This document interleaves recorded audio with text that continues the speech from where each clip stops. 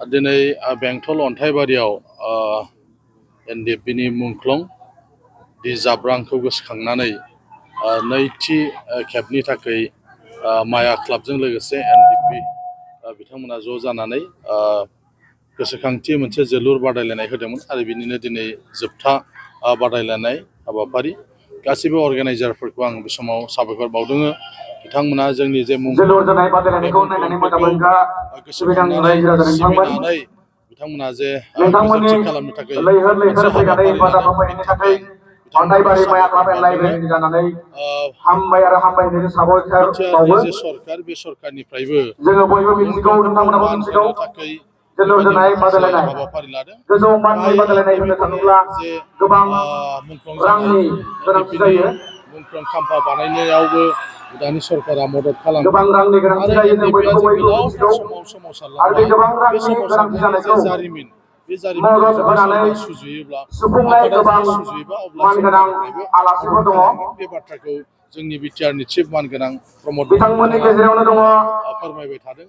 बेनिखायनो बे खामानिखौबो जों थाबैनो मावनानै लानांगौ जाहाथे गोदान जेनेरेसन बे जेनेरेसना एनडिएफबिफोरनि जे मुभमेन्ट बे मुभमेन्टनि बागै जोङो बिथांमोना आबुङै मिथिनायनि मोनसे खाबु मोनो आरो एनडिएफबिनि जानानै जायफ्रा सोमावसारलांबाय आरो जायफ्रा मुंख्लं जालांबाय बिथांमोनखौ गोजोनथि खालामनो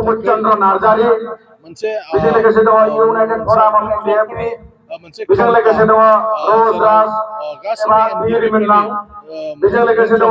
मुंख्लंफोरखौ मान बावनानै बेबायदि मोनसे जायगा खालामनाय जादों बेखौबो सरकारा मदद खालामगोन बेनिखायनो आं बे समाव खावलायनो सानदों गासैबो रायजो राजाफोरखौ जायफ्रा हारिनि थाखाय जुजिनानै मुंख्लं जालांबाय एबसुनि सोमावसारनायाव एनडिएफबिफोरनि सोमावसारनायाव बिएलटिफोरनि सोमावसारनायाव जायखि सोमावसारनायानो जाया मानो बे मुंख्लंफोरखौ जों बयबो मान बावनांगौ आरो बिथांमोनखौ गोसोखांनानै जोङो जाहाथे गुबुन गुबुन हाबाफारि लानो हायो बेनि थाखाय आं फाइनाल बादायलायनाया दिनै जे जादोंमोन बे बादायलायनायाव बाहागो लादोंमोन खोरोमदाव स्पर्ट्स क्लाब धालिगाव बिनि हेंथायै बाहागो लादोंमोन दा इउनिभार्सेल स्टुडिअ मल एफसि बिथांमोना बाहागो लादोंमोन आरो बिथांमोननि गेजेराव 7 गल खोरोमदाव स्पर्ट्स क्लाब धालिगावआ सोनो हादों आरो 2 गल दा इउनिभार्सेल स्टुडिअ एफसिआ सोनो हादों आरो बेबायदियैनो 7 गल आरो 2 गलनि गेजेरजों खोरोमदाव स्पर्ट्स क्लाब धालिगावआ देरहासार जानो हादों आरो बिथांमोना देरहानायनि ट्रफिजों लोगोसे 60,000 रां बान्थाखौ बिथांमोना मोननो हादों आरो जाय बिथांमोना जेनदों फार्स्ट रानार्स आप जानो हादों बिथांमोना जेननायनि ट्रफिजों लोगोसे 30,000 रां बान्थाखौ बिथांमोना मोननो हादों आरो बेजों लोगोसे खोरोमदाव स्पर्ट्स क्लाब धालिगावनि 11 नाम्बार जार्सि गाननाय दैमालु बसुमतारी बिथाङा 15,000 रां बेस्ट प्लेयारजों लोगोसे बे हायेस्ट स्करार हिसाबै मोनदों आरो बिथांनो कापबो मोनसे होफानाय जादों आरो बिथांमोन हान्जाफोरा मोजाङैनो गेलेनानै दिन्थिफुंनायनि थाखाय बिथांमोन हान्जाफोरखौबो आरो क्लाबफोरखौबो अन्थाइबारि माया क्लाब एन्ड लाइब्रेरिनि जानानै रोजा रोजा साबायखर बावदों हामबायसै। गिबियाव आं नैबे चेनेल नायगिरि नोंथांमोनखौ आं धन्यबाद होग्रोबाय। नैथियाव नैबे दा सोलिबाय थानाय दिनै लास्ट फाइनाल डे जोंनि जाथिनि हारिनि नांबोनाय सासे बिर जोहोलाव जाब्रां बिथां सारा दिनै जाथिनि हारिनि मावनानै दिनै जिउ बावलांबाय। दिनै जों बेखौनो साननो नांगोन दि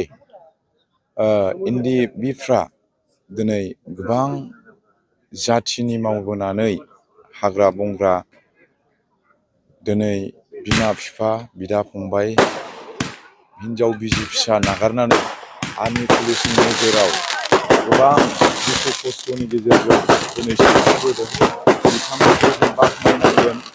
सनमान होनांगोन, गनायनांगोन। बिथांमोननि थ्रुयै गोबां दिनै जोंनि बर' हारिया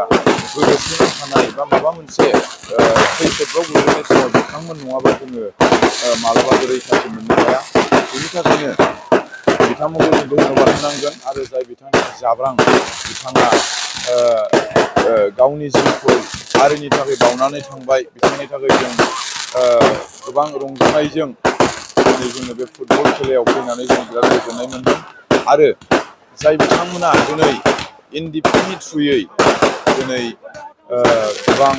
जाथि हारिनि थाखाय मावबोनाय बिथांमोना दिनै मोनसे सुक्ति एनडिपिनि थ्रुयै बिथांमोना लानानै फैदोंमोन जायखौ जों मिथियो बिटिआर सुक्ति। दिनै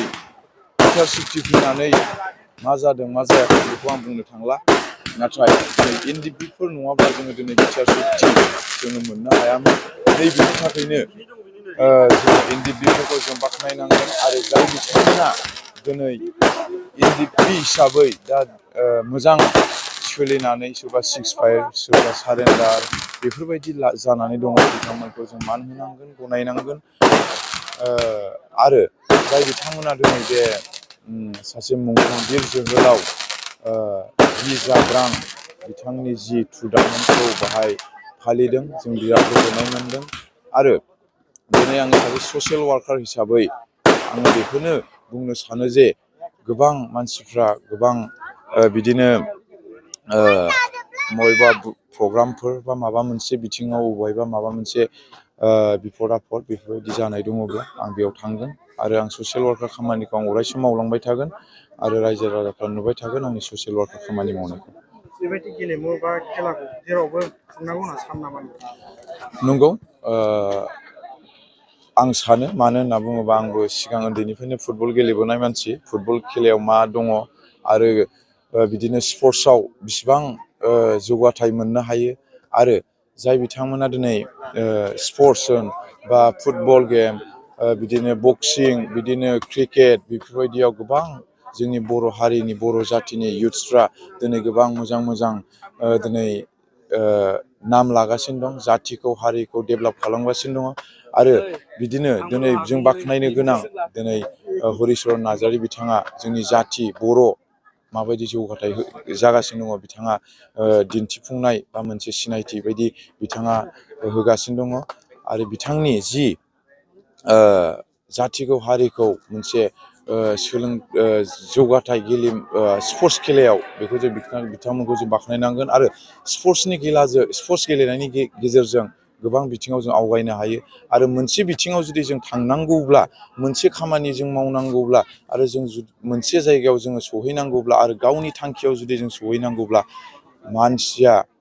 बा बयबो मोनसे चेलेन्ज आरो बे चेलेन्ज होननाया थानांगोन, नङाब्ला जोङो रावबो गावनि मोनसे थांखियाव सहैनो हानाय बिदि माबा जानाय नङा आरो बेनो।